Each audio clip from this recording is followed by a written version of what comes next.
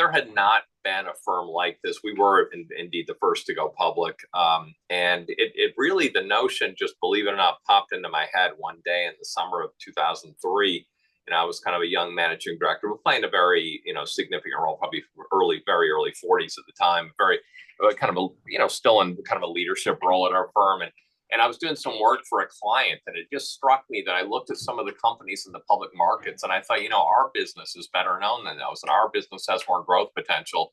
Our business has higher margins. Our business, has a bigger profile, a bigger brand than some of these. And I thought, I wonder if we could go public. And so, we finished out that year, made sure we had another strong year, so we'd have one more, good year in our track record, and called up investment banks and asked them, hey, would you come listen to our story? So it's very different from a usual IPO story where, everybody knows what the good company is, and all the investment banks are there trying to market and win business. You should hire us for the IPO.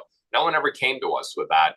I just thought we could. And what we tried to do, and this is because we were afraid it might not be possible. We were a very, very small firm, only about 100 people at the time.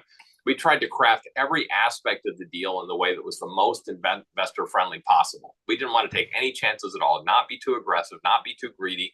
So whether it came to like our compensation policy or our stock ownership policy or, a whole bunch of other policies, we really set it up to be very, very investor friendly.